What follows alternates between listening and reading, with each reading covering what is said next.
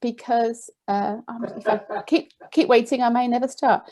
So your housekeeping bits are: pop yourselves on mute, change your name to include the company that you're from, and just tell people in the chat function where you're from too. And that is about it for me. I'll just let people keep coming in as we start the introductions. So welcome. This is a slightly different format. We're doing it as a meeting rather than a webinar, because we're going to break out and do a little bit of practical work in small groups, so we get a chance to network and to learn as well during this session. So welcome to everybody. Really, really pleased to have you here. I'm not going to spend very long. I'm Sue Anstis. So I co-founded the Women's Sport Collective with Kate Hannon, who's also on the call, but you might not be able to see her here, but is on the call too. And I'm literally going to hand over to Chloe. Actually, I think, Chloe, I'm not going to talk for long. I might do a wrap up at the end, but I will pass on to you to get started. Amazing. Thanks, Sue, and thanks everyone for your introductions. I love seeing all the sports and where you're all from, and if I had a bigger screen, I'd also like to see all your faces, because I love being with people. I'd obviously love to be in the room with you, but that's not going to happen for the short term. So welcome to Imposter Syndrome and how to silence your inner critic. Today, as Sue said, what we want to do with this session is, I have this fundamental belief that first of all, I need to give you some information as to why and what and how is imposter syndrome. That's like the factual stuff and the models and the theory. And there's also some information about understanding the cycle that we get stuck in. But actually, the most important bit for all of you is that you take away something at the end of this to really help you make some changes. And the understanding comes first, but the habits and the new stuff comes second. And that's what we really want you to come away with. There's 2 breakout sessions in this, so that actually you get a chance to connect with someone else, and there'll be quite small breakouts. And you know, imposter syndrome for some people is quite an awful subject, so I'm not going to make you do anything that you really don't want to do, but actually start to talk about some of this is actually the first step in making it not feel so scary. So we'll get you to do that. And right at the end, I'm going to leave time for question and answers, just again, so that if you've got any burning questions or you know, have anything, please feel free to ask. Sue and Kate are both also going to keep an eye on the chat for me, just in case you stick questions in there that we can bring up at the end. But I don't want to just talk at you for 90 minutes, because that's just, even I get bored of the sound of my own voice. So I'm Chloe Walton. So I've been doing leadership coaching and coaching women for about 5 or 6 years now. And I really love supporting women through the barriers that they face in terms of progression. And fascinatingly, we all experience an awful lot of the same stuff. It's not particularly new. And, you know, in a former life, I was actually a qualified accountant. So I've had a real about change to do this, but I'm, you know, really passionate about doing it. I also work with organisations on growth mindset and reverse mentoring, so that, you know, really helps to stimulate different ways of thinking as well. And that's just a little bit about me. So first off, I want you to have a look at all of these little quotes. Have a read of them. Let me know what you think in terms of by nodding or hand raising. Do any of these look familiar? There's some smiles already, and yeah, nods, I'm reading, and it's, you know, this is the sort of the crux of what imposter syndrome is. It's a feeling and the thinking that tend to dominate what happens with us. And so as I can see that, you know, some of the nods and smiles are going all over the place, what we're going to do is launch our first poll. So Kate, would you launch the poll for me? And you're going to see a poll on screen, which basically asks you, have you had these feelings of imposter syndrome? And it's somewhere between yes, all the time and daily, weekly, occasionally, not often, or never, and I'm not even sure what it is. So just let me know where you all are on how often have you had these feelings, and do you have the feelings?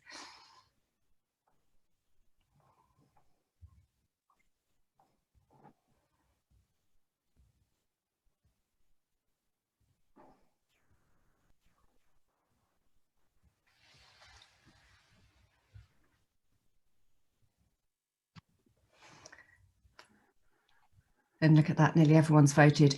That's absolutely what I would expect. Look at that, yes, weekly, and 56% of us. And then the rest are either sometimes or yes, daily. So, you know, this is something that we all share. Just to give you more evidence of this, I'm just going to change my screen for the moment. Thanks for sharing the results, Kate. So look, you are not alone in this. I can't underestimate the volume of people that I talk to about these feelings that we get. And recent surveys have shown, 52% of women are feeling this on a regular or daily basis, right? That's half of us. And it's just as important for men. I think there was a bit of a history that people believed that imposter syndrome just was women and not men, but they do get it as well. But again, fascinatingly, this has been researched for a long time, and I'm going to emphasize a long time because it started in 1974 and that's when I was born. So it's like decades, right, of research has been done on this. These two people that researched it, these two awesome women called Dr. Clance and Dr. Imes, talk about it much more as a phenomenon than a syndrome. Syndrome sort of comes with that heavy label and there's something wrong with me and I need fixing, and it's not that. It's just an occurrence that we will all experience differently. But the crux of it is that it is some sort of inner fear and guilt and perhaps total dissatisfaction when we think about success and achievement and our jobs and our careers, etc. So the two things to hang on to there are, it's about an inner feeling, and it tends to be to do with success. I'm just going to close the poll. Hold on a sec, if it's still on your screens.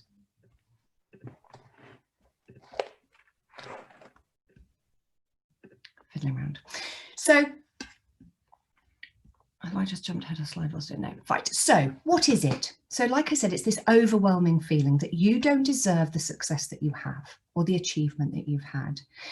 And the important thing about this is, for some people, it's just like a light sense of a feeling. For other people, it is totally debilitating, and we spend a huge amount of energy on it, and actually it ends up affecting our well-being. Now, interestingly, thinking about that research, and at the end of this, we will share some resources with you. The research indicates that women are more likely to prevent themselves from doing the thing that creates the imposter syndrome. Men tend to take on the task and overwork, but that it ends up affecting their mental health and well-being, which I find really interesting. So if you think about sort of the system that we're in, a lot of women aren't really maximizing what they're capable of because they're actually choosing not to do it. Whereas men, gung-ho, straight in, carry on doing it, have the same imposter syndrome, but it becomes more challenging to their well-being and health. Now, there's two interesting distinctions when we start breaking down imposter syndrome. And these are about, if you think about the confidence and self-doubt, which is one element of it, this is about what we can do or what you're able to do. When you think about imposter syndrome, it's a belief about who you are. And that's why they're so different, because actually, if we keep at the action peripheral level, at the do, can I go and stand on stage and do a speech? Can I? Yes. Am I filled with fear? Yes, but I can get it done. The opposite to that is, I believe I'm no good at public speaking and just choose not to do it. So I'm sort of defining the person that I am as opposed to the thing that I want to do. And that's an important distinction. So let's take you one step further. When we look at ourselves as an iceberg, and I nearly put a picture of a swan up here because I think it's the same sort of analogy, what we see externally, so above that orange line, is all the actions that we take, the things that we do, the way people see us, the projects we run, the teams we run, that's all above the surface and visible. Below the surface in this iceberg, and again, the swan paddling madly, is a whole load of other stuff. Your internal narratives, the stories that you make up and believe, the feelings and emotions that are generated because of the stories, the values that have been core to your belief system for probably years, and right at the bottom is your core beliefs. Imposter syndrome sits right at the bottom. Okay, it affects you at your core beliefs level. And that's why some of the stuff that we need to do to overcome imposter syndrome takes more time, because you're changing quite fundamental things. It's not about practicing to be positive. It's not about taking on more challenges. It's about changing the narrative right at the bottom. And the essential bit to this, which we'll be focusing on today, is we as individuals, all of you awesome ladies out there, need to learn to recognize your own success and achievements internally, right? I could already tell you that you're all amazing for what you've done and achieved so far, no matter what it is, but that's above the line. Okay, that's what I see. This is about you understanding that what you are doing and what you are achieving is amazing and that you deserve it. and that's below the line. So this is where we start the journey today. Okay, so that's some of the theory. Now, how this actually manifests itself is as follows. We have a cycle that we get stuck in. Believe me, we get stuck in it. Something to do with a success or an opportunity or a challenge comes up and it triggers us. Okay, and the simplistic cycle is that our thoughts kick into action. Okay, we start thinking about this thing. Let's say it's a promotion. The thoughts trigger a whole load of emotions, good and bad and whatever. Emotions, feelings, a sense of whatever the thoughts have triggered. They then dictate what action we take. And the action we take delivers us results. So on, again, a sort of a superficial high level, actually, if I decide that I want to get better at tennis, I think about it, I have feelings of, oh God, I can't, but I'll give it a go. I'll start practicing, and the results are that I improve. So the who I am becomes I'm someone who is starting to learn how to play tennis. Okay, so that's the simple thing. And then that validates the thoughts that I'm having. So here's how imposter syndrome works. And I'm going to use my own example. Who I am, I'm Chloe Walton. I said earlier, I started life as an accountant because I was good at maths, appalling at English, good at maths. External stimulus happens. The wonderful Sue Anstis talks to me about doing an imposter syndrome webinar. Okay, the first thing I do is go into the depths of my ocean and look at my sort of core beliefs subconsciously and go, okay, slight panic. I haven't been doing this very long in my eyes. 6 years of doing this as opposed to being an accountant. Okay, I'm now starting to think about whether I actually can do this webinar. Okay, question one. As I start thinking about it, I have these wonderful inner critics who start saying, "Ooh, you haven't been doing this very long. There are people out there that have been researching this since you were born. There'd be a much better place to do it. Who do you think you are to run a webinar for a bunch of really awesome women?" And that starts playing on my mind. And it starts overwhelming me with feelings. I can't. What happens if I mess it up? What happens if one of you amazing women knows more about this than me? Narrative goes on, narrative goes on. So then it comes to needing to make an action. What is it that I'm going to do now? Okay, I have 3 options. Option 1 is to stop. Sorry, Sue, can't do it. Withdraw from the race. Even though I can tell myself it's something I really want to do and I want to share as much knowledge as I can with these women, I'm choosing to deselect because my inner critic is winning. If I just play that through, if I deselect from this, the result is I don't do a webinar. Chloe Walton in the middle then becomes the person that I don't do webinars, I can't, I don't do that. That's not something that works for me or happens for me. And it fuels my limiting belief. So someone else comes up down the road and says, would you like to do a webinar? I go, oh no, actually, no, I can't. I don't have the experience. And the cycle goes on.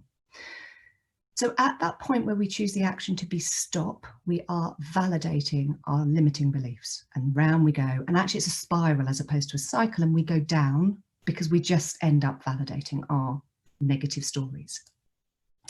If I choose start, I take it on, I do it, I get a result, whatever that might be. I'm just going to flip forward one. Good outcome, bad outcome. Either which way, I've made some sort of movement forward and I can learn from that, and that feeds the who I am. I am Chloe Walton, I do webinars and they go okay. Hopefully not, they go better than that, but that's my inner critic still talking. But it validates my limiting belief that, okay, so I can do webinars even though I've only been doing this 6 years. The pause is the most interesting one and where most people sit. The pause is, I am so overwhelmed and consumed by this inner critic and my limiting beliefs that I just can't move forward. So actually, I just spend huge amounts of energy, emotional energy, draining energy that's, well, I could do, but then the limiting beliefs and the inner critic comes in and talks me out of it. And so I back down and I think, yeah, but I really want to do it. And then you just get stuck in that cycle. And that's where we lose a whole huge amount of energy. And we don't want that for you guys. So a lot of this is about thinking about where that limiting beliefs comes from in the first place. Now, there are many sort of very good support systems out there. So from CBT to neuro-linguistic programming, and a lot of what the coaching I do is very much setting yourself up from the forward thinking point of view. What do I want to achieve, as opposed to unearthing the past? However, in this case, the story that you make up, your limiting belief, probably comes from somewhere. I'm going to give you another example or similar example. I'm good at maths. Okay, I ended up as an accountant. I have a fundamental belief that I'm appalling at the written language, and I can give you the day and the moment why. As a teenager with an older sister, starting secondary school, I wrote out a very beautiful timetable on the kitchen wall for secondary school, and I spelt science wrong. Now, I have no idea whether my sister mocked me once or 5,000 times. All I know is that deep sense of stupidity and humiliation that she made me feel. All these years later, my limiting belief in terms of my ability to do written communication, I mean, to the extreme that I've made a career now out of talking as opposed to writing, sort of shows you how far we can take this. But actually, what really is the truth behind that story? You know, probably there are spelling mistakes in this presentation. I categorically say they are, but actually, what is the story that I want to hang on to? What do I want that to form in terms of my future? So what I really want you all now to do is we're going to have our first breakout session. So we're going to split you into groups of 4, and we're going to give you a good sort of 15 minutes, so 3 to 4 minutes each, where I want you to introduce yourselves so that this is, you know, a small chance to network. And actually, I want you to think about what's that story that I'm making up about myself that's holding me back? And then is it serving, like, is it doing you any good holding on to this story? Okay, so Kate's going to put you into breakout rooms. We will, like I say, be about 15 minutes. I really encourage you to share something with each other, because the one thing that I said straight off about this is you are all not alone. And so the more you share, the more other people go, oh, it's not just me. Okay, and then we'll call you back in 15 minutes to have a quick discussion about it. Kate. So a handful of questions. What was it like talking about this stuff with people? And were there themes in your rooms where actually someone said, oh, it's this for me, and someone else, oh, like me too as well? And just share on the chat if you want to, what came up for you. And also, did anything surprise you when you were talking about it? No. I just heard the best no, and someone said who's not on mute. No, nothing surprised me. I know my imposter syndrome well. So feel free to share in the chat anything that you learned from being in that conversation with other people. Emma, thank you. The most familiar comment of all women is I'm winging it. So yes, as you come back into the main room, just share with us, were there any surprises? Were there any themes that you talked about? Did other people say stuff and you're like, yeah, me too? And how was it talking about it? We're quite good at keeping some of this stuff to ourselves. Yeah, awesome. We had a group with people talk about feeling young. You know, again, another label, or you're quite young, and that comes with a whole host of triggers about inexperienced. And although you're hitting your 30s, that is still young. But also, a big thing for me is everybody has a perspective, no matter how old they are. Another, oh, it's brilliant. Yeah, the spotlight effect. Thank you, Sarah. A really great, when you just feel all consumed that everyone's looking at you, literally the spotlight's on me, and now I have to have all the answers and I have to come up with the solutions, and the fear that comes with that. What else? Let's have a look. Brilliant at hearing and sharing. I think that's come up several times. I mean, this is so important that you're not alone. The more you talk about this stuff with people, you normalize it, right? When you realize everybody feels like that. Overthinking, a massive pause. How much time do we, and energy, do we always just thinking and arguing with ourselves in our heads, and probably come up with the same solution anyway? Great question. What are we going to be when we grow up? And what does growing up look like? Brilliant. Someone else, Bev, thank you. Constant need to prove ourselves, right? Especially as a working mum. Do you know my new go-to person who I love reading about is Jacinda Ardern, the New Zealand Prime Minister. Can you imagine her internal narrative about what it means to be a Prime Minister before she started?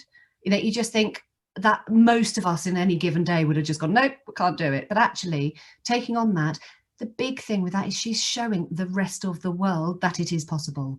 Does she have imposter syndrome under the surface and an inner narrative? I can pretty much guarantee it. But actually what we see is this awesome woman leading a country incredibly well. Thank you, Jess. Just take a breath and just do it. Like, what's the worst that can happen? Lovely as well. Tony, thank you for sharing. Like, if it's meant to be, it's down to me. There is a lot of, you know, truth in that. A couple more and then we'll move on. Yeah, absolutely. Sue, Story, thank you. Feel the fear and do it anyway. Some of what we're going to talk about in a minute is none of this imposter syndrome serves us. It holds us in a place which is either debilitating because we spend so much time thinking about it, or doesn't get us to the end goal where we really want to be and are capable of being.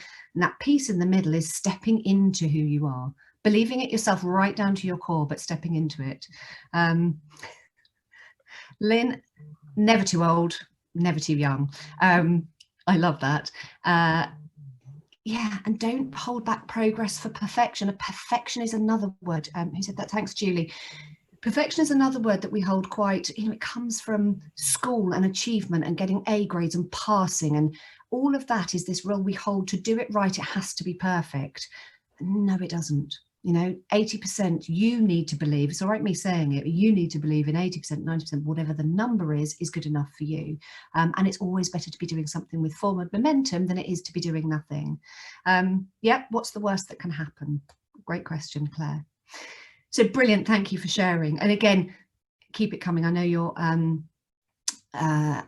reading through this as well. I've just noticed something actually, Jenny, which is really important, and thank you for bringing up. This whole idea that imposter syndrome sits at the base of our, you know, of the sea, if you like, at the ocean, right down in that core beliefs.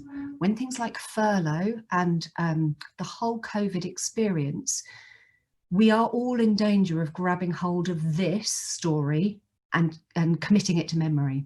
Okay, what's the narrative that we make up about being furloughed? You know, I wasn't good enough, or, you know, no one else got furloughed, and, you know, all of that awful inner critic stuff has an absolute field day with things like this. And so it's really important to let go of those stories that don't benefit you. Okay, we are in a pandemic. Nothing is normal. Don't let this be your new normal. Okay, don't commit this to memory and let it be something that fuels your inner critic narrative. Yeah, and you know, another last one, like, we're all in this, we all struggle with different times at different things, and you know, at different moments, and it's important to share it, because that's where the richness comes. Right, so let's go back to, in the interest of time, let's go back to, okay, so what? I've given you all of this is why it happens, how it happens, the idea that our thoughts trigger our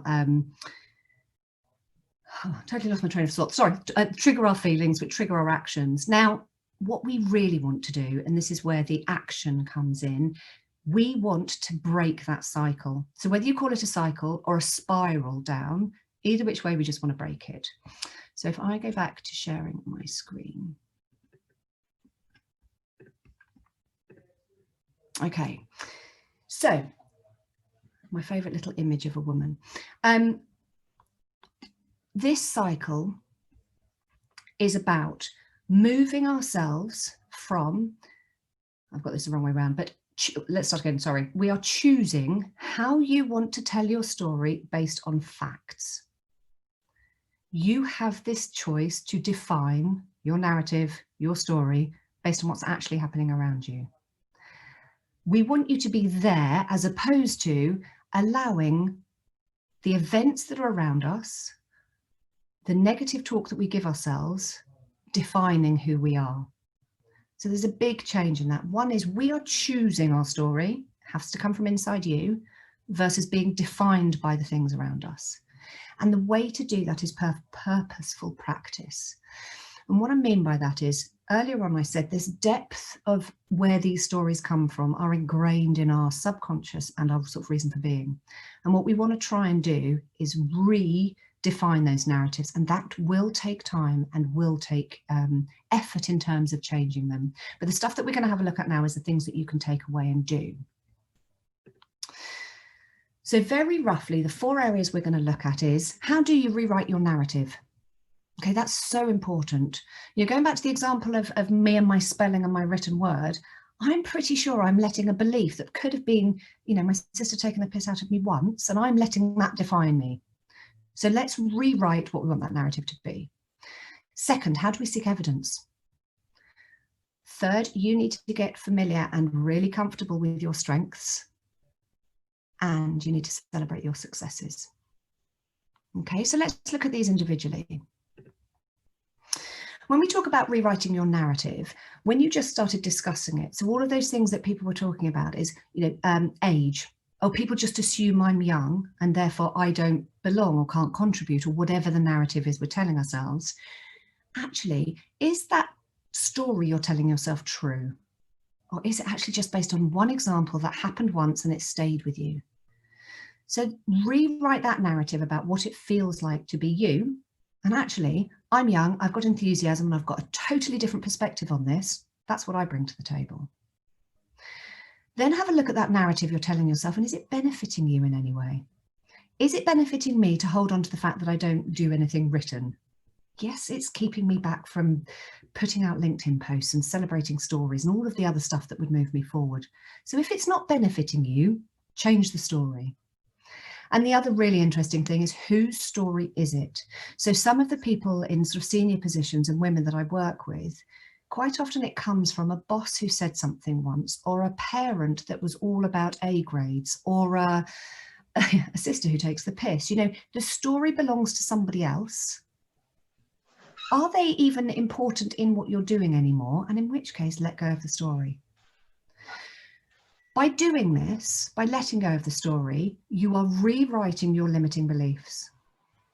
Literally, physically write them. Currently, I think this. I think I'm not able to do X, Y, and Z. I believe that I'm not the person that can do a webinar for 100 awesome women. Rewrite that. Physically rewrite what you are about. And then the more you practice that, the limiting belief stops and your story becomes the story that you want to tell. Also, the more I practice what I want the story to be, the quieter my inner critic is, right? Don't let them go to town on all the things that, oh God, it's going to be scary and awful and you're going to fail and someone will call you out. I'm going to get found out. Blah, blah, blah, blah, blah. Stop that. It's just a voice. It's not the truth. Also, just a quick interlude. I can see a load of you writing stuff down. We will share the slides afterwards as well, just so that you don't have to write it all down, but I love that you are.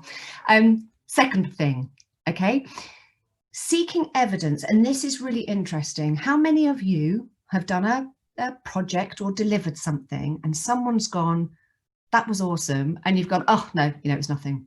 It was luck. Actually, it was my team that did this. You know, oh God, I don't take anything from this. This is just, every time we bat away the feedback that we're given, we are actually playing to the tune of our inner critic. We are allowing their voice to be strong. But it is also critical to seek feedback from someone you trust. So if there is someone out there, like a boss or a counterpart in your team or whatever, who you just feel like they're not authentic and they're saying it, paying lip service, that doesn't serve you either, because you don't believe it. So actually you need to find the people that you care about the opinions of. You need to ask for feedback, but you need to listen to it and you need to let it sit within you and you need to accept it. Okay. This is so important because the evidence, so if you think back to the iceberg, the evidence is what's visible to other people. You know, the people that you work with, the people around you in your life are the ones that know that you are capable of doing this. It goes back to that internal thing is the place where you don't think it sits. And so the At My Best exercise is a brilliant one where you ask 5 people that are very important to you, and it can be home and it can be work, but who you genuinely care about the opinions of and trust. You ask them to describe 3 situations where you have been at your best. And you ask them to define what it was I was doing and what's the impact I had. Then you get this wonderful selection of feedback, and I do it with all my clients, where you get this feedback that goes, do you know what? And Kat, I'm going to pick on you because you're my first person on my screen.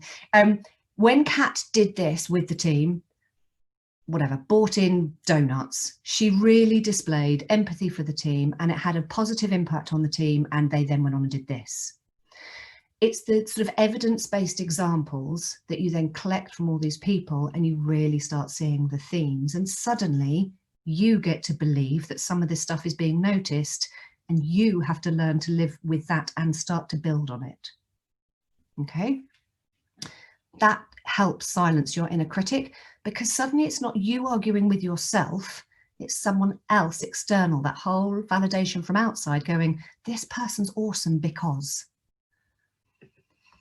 This also, when you get to that decision point to make an action, really helps, because suddenly you've got a little bit of narrative behind you that's now, do you know what, they said I was all right at this.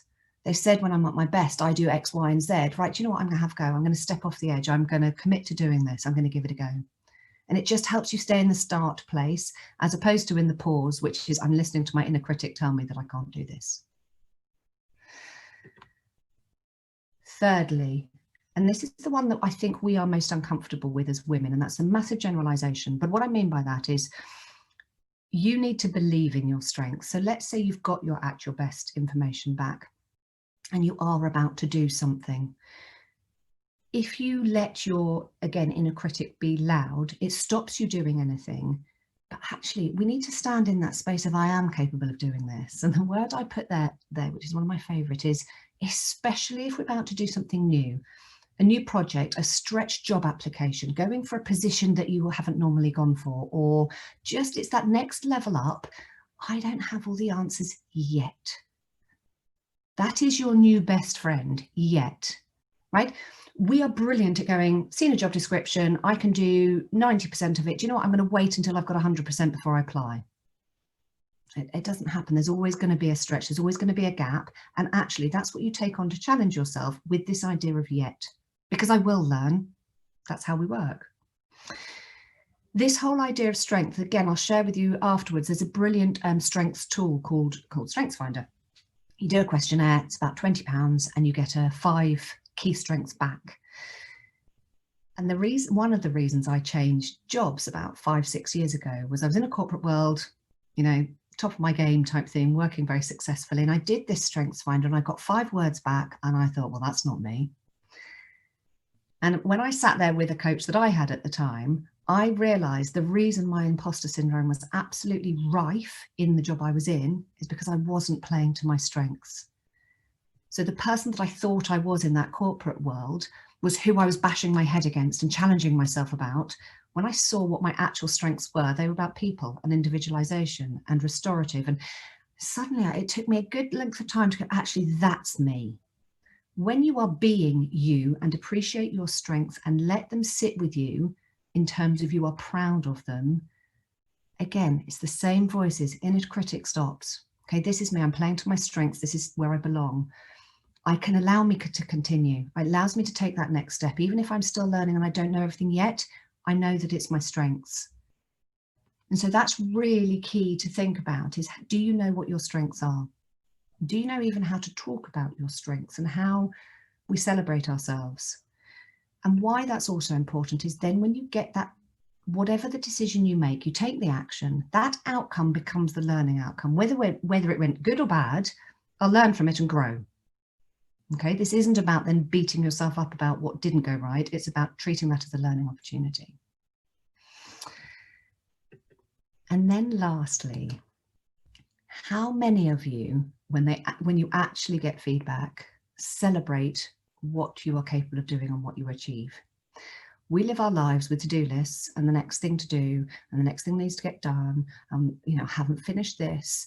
We very rarely sit down and look back. Let's even take this year, look back over this year and just go, oh my God, what are you celebrating? Actually look at what you achieve on a daily basis when you look back and you go, wow.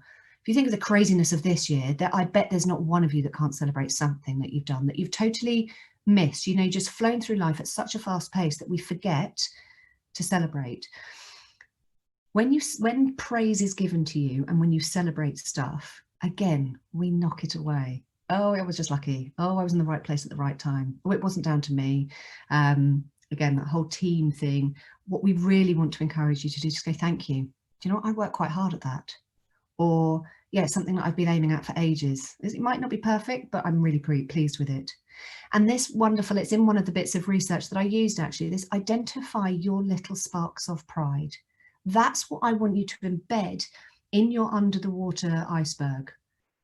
I want you to know the things where you go, do you know what? Yeah, I did that. I nailed that. I am really proud of that thing I did. Again, it's about rewriting your narrative. This is the person you choose to be. These are the stories you choose to tell, to be the most brilliant you. This isn't about feeding your limiting beliefs. This is about creating your new story. Okay, so the choice is, do I let this negative voice and all of these limiting beliefs hold me back? Or do I start to accept the stuff that I have done that you're proud of, and that there's probably a million more things that you're capable of doing, but what are those little sparks of pride that you're after? And so with that, I hope you've guessed it, you're going to have another breakout session. And you are all going to celebrate your achievements with each other. Now, just before we do the breakout, Kate, the important thing here is most of you, and I will describe, one of my clients actually calls it toe curling. Toe curling is how she feels when she talks about herself. I don't want to do this. I find it, and the words that we associate, arrogant, oh God, you're just bragging, or all of those very negative words come with when I talk about something that I have achieved or the success I am. And I want, that's an inner critic, right? That's your negative narrative. I want you to move all of that aside and think about what's the one thing or two things or three things that you want to share with each other. I was really proud when I did this. 100% down to you, okay? I don't want you to give credit to your teams or a partner or a sponsor or just you, okay? So Kate, so it's another 15 minutes, okay, so quite a chunk of time, and go and celebrate your brilliance. You did for GDPR. Good Yeah, for you. yeah. Brilliant. Yeah. Hopefully we've moved away from that. Yeah, oh, yeah. Not press the button. Yeah. Whatever happened to GDPR? Anyway, I shouldn't joke about it, should I? Oh, lovely. It was very nice to meet you all, and we can all link in and connect and whatever away from here. If I'm sure we might be a little bit already, but yeah, really, Yeah. that's very good. We'll head back over, and then yeah, see what the rest holds. But it's really nice to meet you all. Take care all. Bye. And enjoy reading your folder later. Anna, gone. Yeah, it's gone. Yeah. Only coming back from breakout rooms. We're going to do the same again. So how was it talking about your awesomeness and celebrating your little sparkly bit moments of pride? Julie, perfect. A lot less painful than I thought, right? So not so many toe curling moments as we thought there would be. Feel free to add in the chat. So were there themes as well in what you were celebrating? How did it feel to own your success and go, woohoo, I'm awesome? I can see smiles. It's like, it's cringy, I hate doing it, don't make me do it again. This is what you need to practice, by the way. See, now this is what I love, Louise. It was really difficult for me, but so amazing to hear from other people. Other people want to hear from you too. This is this sort of inspiring each other, right? It's, we all sit us, below the parapet and go, what other people can share their awesome stories because they're more awesome than me. No, everybody wants to hear about it.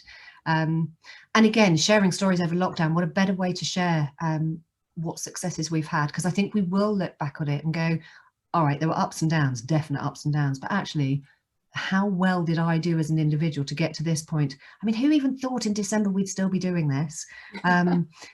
Great, but we are, and we cope, we're resilient, and we move on, and we celebrate that, and that is part of your strengths, your story. Teresa, yes, if I could make that our banner. Wow, we are all amazing. Absolutely. Everyone in my room was amazing. Everybody on this call is amazing. So just share as well some of your feelings about how did it feel actually once you had put it out there about your amazingness or your strength or your success, and share with each other. Yes. Jess is saying something quite funny how we can champion each other. Oh my God, that's really good at what you do. But when it comes to say our own, oh no, mine was only down to my team. I was just lucky. It's so ingrained in us. This is what you've got to practice. And someone described me, keep putting in the chat because it's fantastic. And someone described to me once about, and this is, bear with me because this is one of those random bits of information. I don't know if any of you have ever changed your hair color quite substantially. You dream about doing it, right? And you're dark haired and you're, I'm going to go blonde, I'm going to go blonde, or I'm going to go red or whatever. The day you do it, you feel, well, the sense you feel is like, oh my God, and it's not quite the color you thought, or you look quite different and it feels uncomfortable. Days later, you've forgotten that you've even changed your hair color and you're just getting on with it. That is the process that I want you to go through in living with your strengths and your celebrating your success. The more you practice it, the less uncomfortable it will become. But if you don't practice, it'll always be this thing that I don't do because it just makes me feel uncomfortable. Yeah, look at Lynn, perfect. I only do this. I just, you know, in a small way, it was quite good. But I'm going to caveat, we just fill our narrative with all of these. I even, sometimes when people answer the phone, I say, well, it's just Chloe. No, it's not just Chloe, it's me. Resilient during the pandemic, absolutely. Carving positivity out of difficult situations. I think that is really brilliant to do if you believe it yourself. Okay, we are brilliant at being positive for other people. Be positive for yourself. Yeah, again, another comment. Sharing our successes is tough to do, but we need to continue to celebrate the success and, like, who said that, Anna, brilliantly, the small wins as well. Your successes shouldn't be, oh my God, I turned around this amazing thing and I've delivered, you know, 1 million followers and blah, blah, blah. They're great, but the smaller, especially if you are totally consumed by imposter syndrome, today I press play on something. I've signed up to something that I've been worrying about doing for months. It's that small. That's what you want to start being proud of. Yeah, oh, thank you, Sue, for sharing. I discovered the comments, but a boy made at uni 30 plus years ago nearly stopped you launching your podcast. This is how annoying imposter syndrome can be, because it really stops you being who you are capable of being, and you are all capable of being huge amounts more, but then I would say that. So thank you for sharing. I'm conscious of not running out of time. Yeah, I love it. And again, talk to each other about it, right? This isn't something that you're doing on your own. This is happening all around us. So let me go back, before I get totally carried away, let me go back to sharing slides.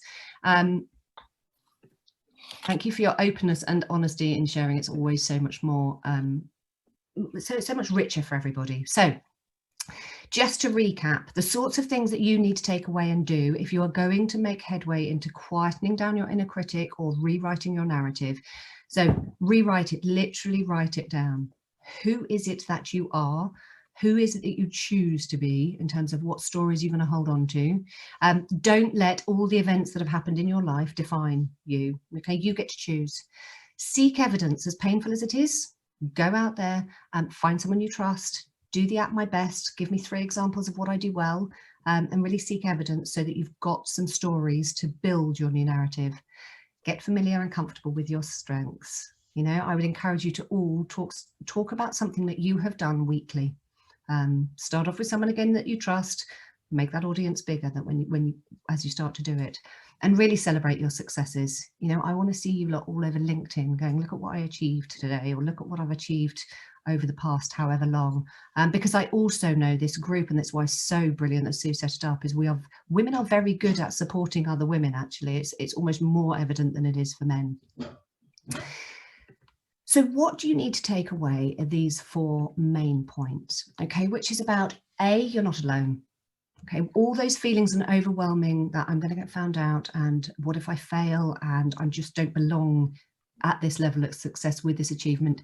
Yes, you do. And there's 87 people on this call who also believe in it too. So you're not alone. The critical thing here, this is about you learning to internalize your own success. Okay.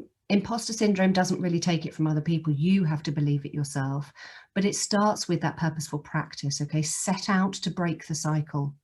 Don't assume it's going to happen. Don't wait for it to happen, because it won't. You need to drive it. And it will take time. Okay. So be really kind to yourself.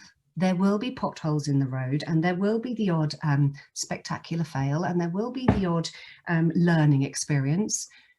But you pick yourself back up and you don't let that defining moment rewrite your narrative. Okay, you keep the narrative that you want to hold. And then lastly, and we're going to send this out, but I wanted to talk to you about these various bits. So as I said at the beginning, Pauline Clance was the one that's been researching this since 1974, and her website, she's got books. She also has a test. Act with caution with the test, and more than happy to take you through your results. Sometimes this validates that I've got imposter syndrome and it's all crap, but actually this is much more about providing solutions to the test than it is to find out on a scale how debilitated am I by an imposter. So it's there's lots of research on her website and papers to read and things. This is the Strengths Finder I was telling you about, which is the Clifton Strengths Finder, and it's just brilliant. It's simple, easy and brilliant, and it will give you a beautiful narrative as to what your strengths are, and it helps you really bring that as part of your narrative. This is who I am. So let's just say, as an example, you are someone that has you're a real fixer, right? You bring that as a strength to people. I fix things, right? Does that mean I'm particularly strategic or forward thinking? No, that's not what I do. I do fixing. And it just helps you have that conversation with yourself about what you stand for and what isn't you. So if anyone is expecting all this stuff of you that's triggering your imposter syndrome, you can rein it back in and go, no, that's not what I do. There's another website called Braver, Stronger and Smarter, and there's some PDFs on there about from faker to fabulous. And again, it just makes interesting reading if you're interested in it. And then my slight fun fact, this is give you an insight into me. Can you just by show of hands tell me how many of you have watched Inside Out? Okay, all up on my screen. Yay! For those of you that haven't, it's a Disney Pixar film. I love it. Yes, and there was even that's a little bit I'm not going to admit to it. In Inside Out, it's a kids' film that talk about the emotions that are in your brain. And there's a really key bit in it. They have these glass balls, which are memories. And the memories go to the islands, and the islands are values. And all I want you to think about, if you've seen that film, is which memories are you choosing to hold on to and which memories aren't you? Because the more you carry around of the stuff that doesn't help you, the heavier your decisions, your choices, and the inner critic become. The more you just let go of the stories that don't serve you and the memories that aren't important, but keep hold of the things that are, the lighter everything comes, because you will be being who you want to be. And that, hopefully, we've now left time for just a handful of question and answers. And then my other favourite quote, Winnie the Pooh: "You're braver than you believe, you're stronger than you seem, and smarter than you think." And that goes to everybody on here. So take to the chat and ask me questions. Feel free to take yourself off mute if you want to and ask questions. But I hope you've got something a little bit useful out of that. And I would really love you all to go on and do one of the things, just a small thing, and see what difference it makes. So let me open up my chat. I think as well, let's stop sharing so you can all see each other. Great film. Thank you. Any questions? Any questions about it, about your specifics? Take yourself off mute and shout out. I have a question. Brilliant. Is that you, Julie? No. No. Hey, Sean, I can sit right. Hello, Sean. No, I think my biggest problem, as I was explaining in my small breakout group, would be going for interviews and putting myself forward for jobs. And I know it's stereotypical. We don't apply. I say, no, I don't want to do this. I'm not good enough. But how do we change that narrative to say, yes, I'm going to go for this job? Because I don't think it's as simple as just thinking, yes, I should go for it.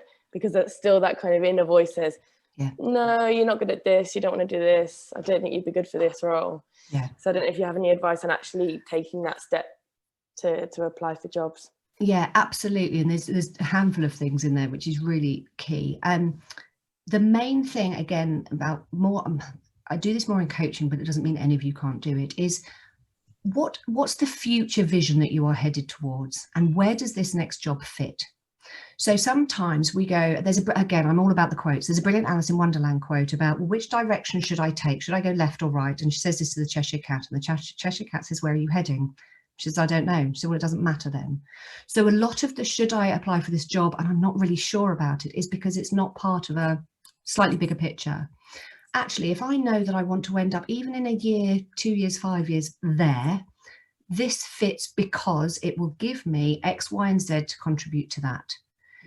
And it's all about breaking that down. Then if that X, Y, and Z that I need, I've got 80% of it, 50% of it, but I'll learn the other with this whole idea that I'm getting to the place I want to go. You're building your narrative. You're saying, actually, I can do this because I will expand my CV, get a bigger network, whatever those things are that help you go in the direction you want to go with the strengths you've got, all build your narrative. Just suddenly going, shall I apply for this job? It's overwhelming. Oh my God, I can't. I don't know where it's going to, what am I going to do if, and then you're in that pause phase of just procrastination. So it's about setting up your future vision. So you're forward thinking all the time, which it feels right because I know it's that direction I'm headed in. And this is just one of the stepping stones I'm taking. Does that help? Great, thank you. Yeah, thank you. Chloe, there's a lovely question there. Can I just jump in as well? And I'm going to say thank you for saying that it's me setting this up. Actually, me and Kate. And I need to flag that because I'm the one that's always here and talking, and Kate's behind the scenes, but it's both of us. And I want to put that out there. But someone asked, imposter syndrome before. I no longer am suffering from imposter syndrome, so I'm right out there. Yay! So Kate, you can introduce the next session. Yeah, just as a little. I certainly will. Thank you. Yay. So what somebody asked, I guess we mentioned that, didn't we? That actually, can we be doing more to positively praise the people around us and give them feedback? But often people don't accept that praise. So the question from Liz there is, if people don't accept praise, is there any more that we can be doing to help that for the women and men around us that we work with? I mean, part of me says absolutely great question. It's part of me is about, this is role modeling it. Do we, are we guilty ourselves? I'm going to give a LinkedIn example. Let's say someone does do something on LinkedIn. How do we respond to that? Also helps other people respond in the same way. So if I call out, oh my God, that's really, thank you. I really appreciate that. I'm showing people how to do it. If I go, oh, it was nothing, even in that public space, I'm also role modeling to others to just go, oh, it was nothing, no. So there's something about role modeling. If someone chooses not to take on the feedback, and again, depending on the relationship you have with someone, I'd ask them. Like, it's a bit like, you do realize what you've done is amazing or whatever. And for them, the signals are probably there that they have imposter syndrome themselves, and they're just going, yep, it's fine now, I'll move on and carry on. So there's something in a conversation with them as a fellow female, or, whether it's in the sports collective or whatever, is have the conversation with them. What would it be just to say, thank you? Yeah, it's really important to me. So it is quite difficult if the person themselves don't want to hear it, but it's a bit like, it's not quite our job, but actually, as fellow women and empowering each other, you go, actually, you need to hear this, that you are being awesome, and celebrate their success. Interestingly, if someone doesn't want to hear it and you pile more on, they will exclude it even more. So the more you give them, quite often it makes them go the other way. It's almost like those that are not used to hearing the praise actually only need a little bit of a time, at a time, but more frequently. Brilliant. Any other questions in the last couple of minutes? I had a quick question, if you don't mind. Yeah, sure. I was just wondering if you have any advice for if you say yes to something and you kind of you press play and then it doesn't go so well, and then you're faced with that same situation again, and you have to kind of try and get yourself to say yes again, but obviously it's more difficult. Absolutely. Brilliant example, because also it's all really easy, isn't it, to say, yeah, press play on everything, it'll all be fine, and sometimes it's not. This is quite interesting. This is quite interesting in the growth mindset point of view, which is the other thing that I do, is when something doesn't go well. So again, if we sort of wind it back and go, we've created our narrative, we know what our strengths are and we know what we're proud of, and then we try something, again, a little bit like the question earlier about the job, that's headed in the direction we want to go, and it goes wrong.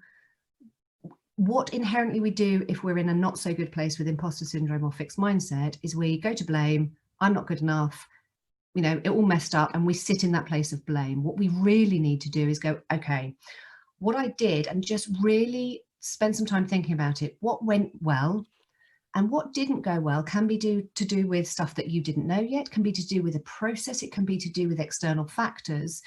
The more you differentiate what the thing was that went wrong, it stops being you. It starts being, do you know what? I shouldn't have done X, Y, and Z, or actually the process wasn't there to support me, and actually by analysing it, you can come up with the reasons which you then have the ability to change next time. So the next thing comes up and you go, this and that is different. I've got a better chance of this next time. Okay, so it's holding that there's something to do with learning in the failure that will help you redefine to keep going. That's very helpful. Thank you. No worries. Thanks, Sophie. I've got time for one more. Chloe, can I ask a question? You can. First of all, thank you. That was such a good session. Just to actually look, I'm very good at giving advice, not very good at taking it. So I thought I have to put my money where my mouth is, and I can't be coaching others to do something and actually not facing my own fears. So thank you for helping me face them today.